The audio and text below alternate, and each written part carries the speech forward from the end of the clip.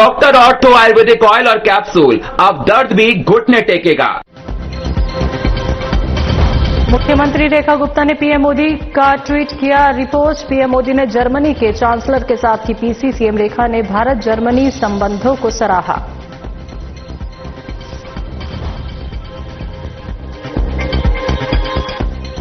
स्वामी विवेकानंद जी की 163वीं जयंती। मुख्यमंत्री रेखा गुप्ता ने किया स्वामी विवेकानंद ऑडिटोरियम का लोकार्पण। किरोड़ी मल कॉलेज में छात्रों के साथ किया संवाद।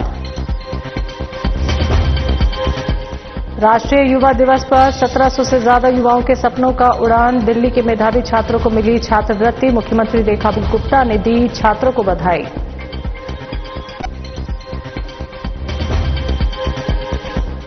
और सीएम रेखा गुप्ता ने एक्स पर किया पोस्ट। कहा युवाओं को मिलेगी हर संभव सुविधा। युवाओं को लेकर हमारी सरकार पूरी तरह प्रतिबद्ध।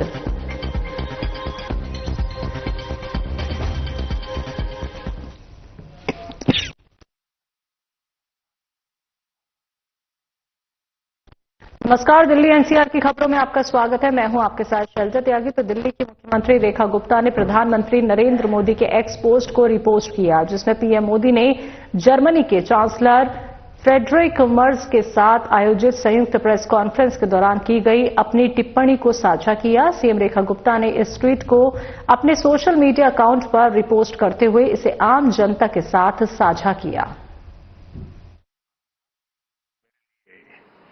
विशेष प्रसन्नता का विषय है। ये एक सुखद संयोग है कि स्वामी विवेकानंद जी ने ही भारत और जर्मनी के बीच दर्शन, ज्ञान और आत्मा का सेतु बनाया था। आज चांसलर मर्ज की यह यात्रा उसी सेतु को नई ऊर्जा, नया विश्वास और नया विस्तार प्रदान कर रही है। चांसलर के रूप में यह उनकी भारत ही नहीं बल्कि एशिया की पहली यात्रा है। यह इस बात का सशक्त प्रमाण है कि वे भारत के साथ संबंधों को कितना गहरा महत्व देते हैं। उनके पर्सनल अटेंशन और कमिटमेंट के लिए मैं उनका बहुत बहुत धन्यवाद करता हूं। भारत जर्मनी के साथ अपनी मित्रता और साझेदारी और सुदृढ़ करने के लिए पूरी तरह से प्रतिबद्ध है। गुजरात में हम कहते हैं आवकारो मीठो आपजे रे, यानी स्नेह और आत्मीयता से स्वागत करना। इसी भावना के साथ हम चांसलर मर्ज का भारत में हार्दिक अभिनंदन करते हैं। फ्रेंड्स, चांसलर मर्ज की ये यात्रा एक विशेष समय हो रही है। पिछले वर्ष हमने अपने रणनीतिक साझेदारी के 25 वर्ष पूरे किए और इस वर्ष हम अपने राजनयिक संबंधों के 75 वर्ष भी मना रहे हैं। ये माइलस्टोन्स केवल समय की उपलब्धियां नहीं है, ये हमारी साझा महत्वाकांक्षाओं, परस्पर विश्वास और निरंतर सशक्त होते सहयोग के प्रतीक है। भारत और जर्मनी जैसे देशों की अर्थव्यवस्थाओं के बीच करीबी सहयोग पूरी मानवता के लिए महत्वपूर्ण है। बढ़ते व्यापार और निवेश संबंधों ने हमारे स्ट्रेटेजिक पार्टनरशिप को नई ऊर्जा दी है। हमारा द्विपक्षीय व्यापार अब तक के अपने सर्वोच्च स्तर पर पहुंच चुका है और $50 बिलियन के आंकड़े को पार कर गया है। 2000 से अधिक जर्मन कंपनियां लंबे समय से भारत में मौजूद है। ये भारत के प्रति उनके अटूट विश्वास और यहां मौजूद अनंत संभावनाओं को दर्शाता है। आज सुबह भारत जर्मनी सीईओ फोरम में इसकी जीवंत झलक दिखाई दी। फ्रेंड्स, भारत और जर्मनी के बीच टेक्नोलॉजी सहयोग प्रति वर्ष मजबूत हुआ है और आज इसका प्रभाव ग्राउंड पर स्पष्ट रूप से दिखाई देता है।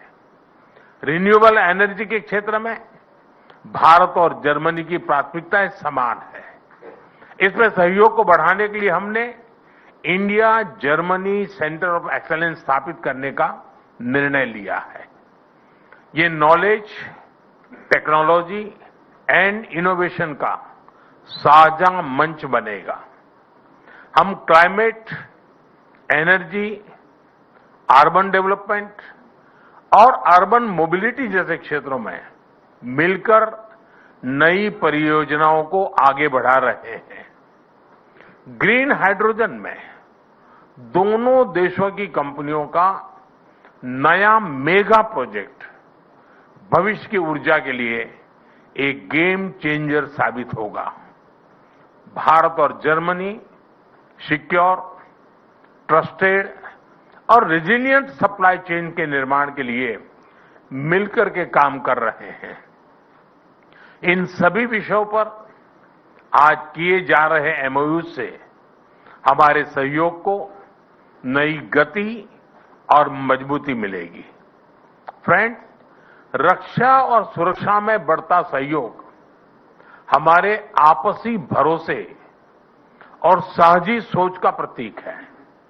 रक्षा व्यापार से जुड़ी प्राथमिकताओं को सरल बनाने के लिए मैं चांसलर मर्ज का हृदय से आभार व्यक्त करता हूं।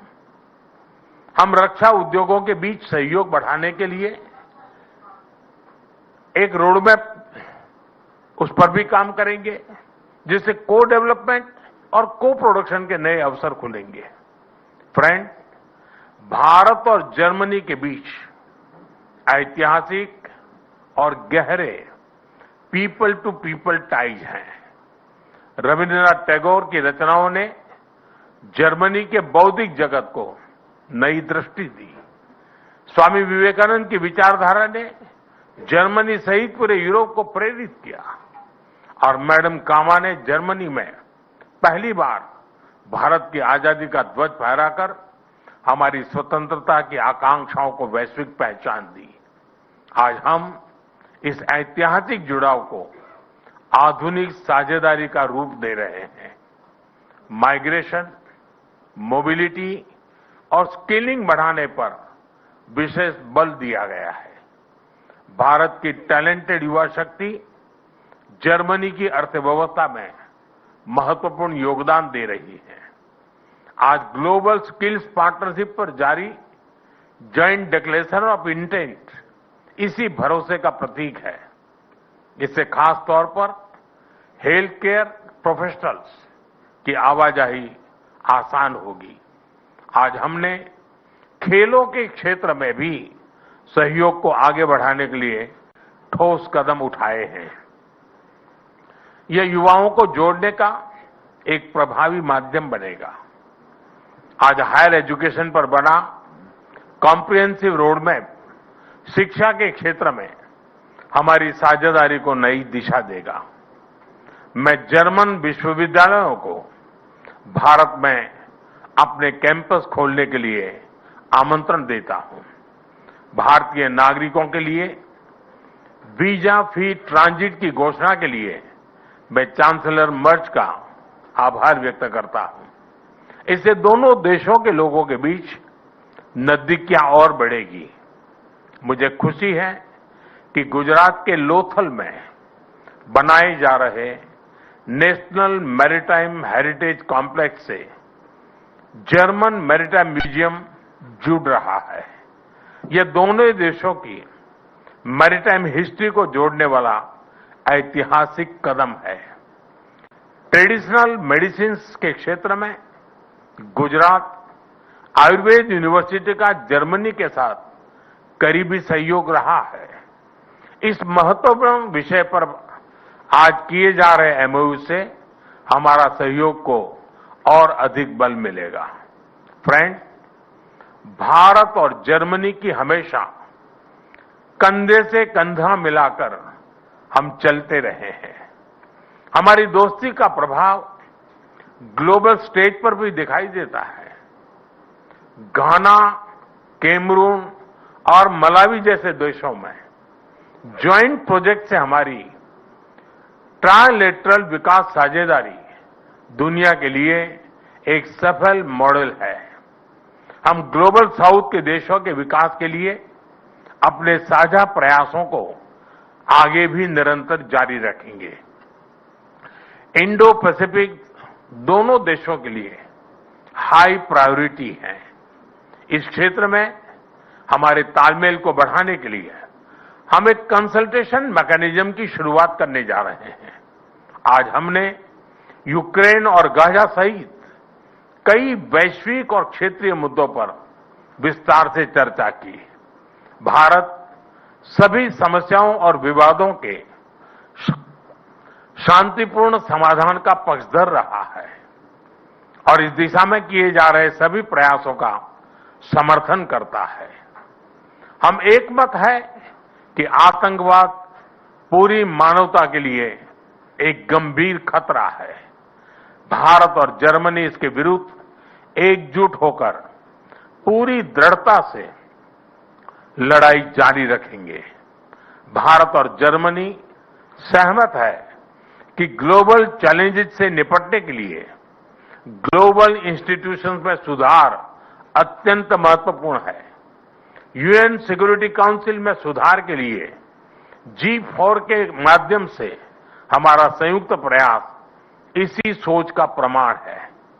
एक्सेलेंसी, 140 करोड़ भारतवासियों की ओर से मैं एक बार फिर आपका भारत में हार्दिक स्वागत करता हूं।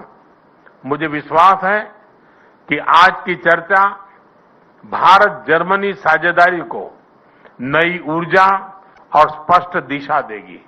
आपकी यात्रा, आपके व्यक्तिगत जुड़ाव और भारत के प्रति आपकी गहरी मित्रता के लिए मैं आपको हृदय से धन्यवाद करता हूं। विवेकानंद जी की जयंती एवं राष्ट्रीय युवा दिवस के अवसर पर दिल्ली की मुख्यमंत्री रेखा गुप्ता ने किरोड़ीमल कॉलेज में स्वामी विवेकानंद ऑडिटोरियम का लोकार्पण कर उसे छात्र शक्ति को समर्पित किया। इस दौरान युवाओं के साथ संवाद करते हुए सीएम रेखा गुप्ता ने कहा कि स्वामी विवेकानंद जी ने युवाओं को राष्ट्र निर्माण की सबसे महत्वपूर्ण शक्ति माना। उनके विचारों से प्रेरित आज का युवा अपनी सांस्कृतिक जड़ों से जुड़ाव के साथ वैश्विक चुनौतियों का सामना करने के लिए तैयार है। उनका ओजस्वी दर्शन आज भी युवा शक्ति का मार्गदर्शन करता है और आत्मविश्वास तथा राष्ट्रभक्ति की प्रेरणा देता है। और साथ ही उन्होंने कहा कि प्रधानमंत्री नरेंद्र मोदी के नेतृत्व में भारत की युवा चेतना नए आत्मविश्वास के साथ वैश्विक पटल पर अपनी पहचान बना रही है।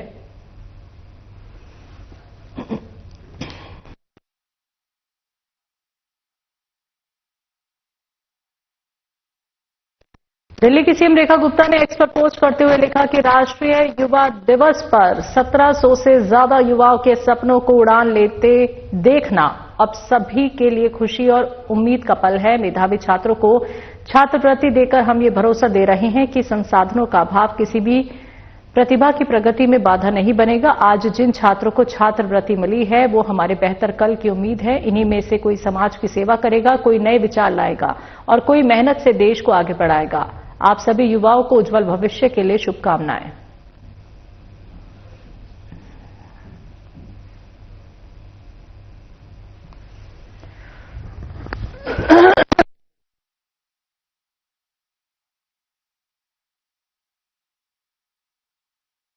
दिल्ली की सीएम रेखा गुप्ता ने एक्स पर पोस्ट कर लिखा कि युवाओं को हर संभव सुविधा और अवसर उपलब्ध कराने के लिए हमारी सरकार प्रतिबद्ध है।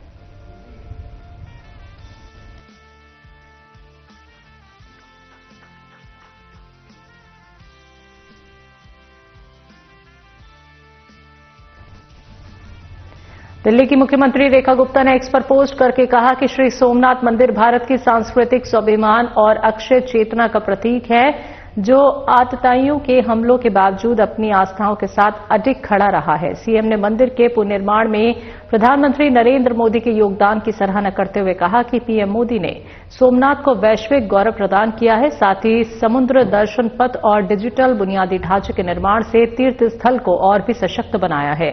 सीएम ने यह भी कहा कि आज का भारत सांस्कृतिक पुनर्जागरण की ओर अग्रसर है और प्रधानमंत्री के नेतृत्व में धर्म और सत्य का सूर्य हमेशा उदित रहेगा।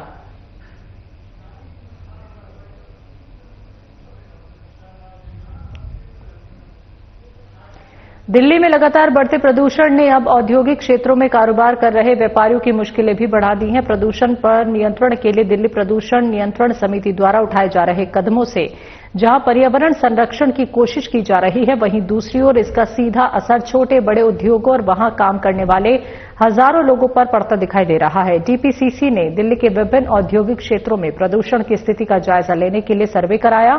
सर्वे के बाद नियमों के उल्लंघन को लेकर व्यापारियों को नोटिस जारी किए गए। इसी फहरिस्त में दिल्ली के कंछावला औद्योगिक क्षेत्र में भी बड़ी संख्या में फैक्ट्रियों को नोटिस भेजे गए।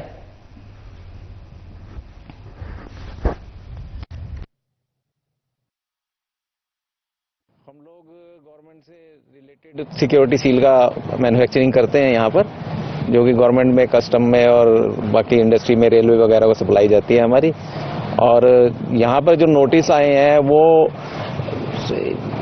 सब लोगों की नज़र से मैं बोलूँ तो एक तरह से हम लोगों को सिर्फ हराश करने के लिए ये सब कार्रवाई की गई है कि कोई प्रॉपर सर्वे नहीं हुआ, कोई प्रॉपर एजेंसी यहाँ पर नहीं आई, किसी ने प्रॉपरली हमारी एसोसिएशन को कंडक्ट नहीं किया, किसी को कोई नॉलेज नहीं था, किसी का एड्रेस है, कोई खाली प्लॉट है, कहीं पर भी कुछ भी उन्होंने नोटिस डाल दिया और सबको क्लोजर का एक लाइन से जो है सब लोगों को इंटीमेशन दे दिया है। और ऊपर से जो है कि हमारी बात को, ग्रीवेंसीज को हमारे सुनने के लिए ना एसडीएम एरिया के तैयार हैं, ना एनडीपीएल ने आज यहाँ पे स्टार्ट कर दिया है सर्वे, मीटर वगैरह, बिजली इलेक्ट्रिसिटी के मीटर सारे नंबरिंग चेक कर रहे हैं उनकी।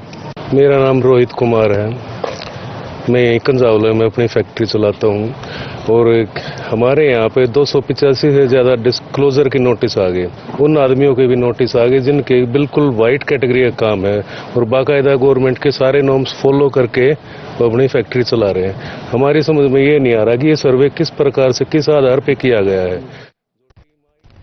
खबरों में अभी के लिए इतना ही। मुझे दीजिए इजाजत। नमस्कार।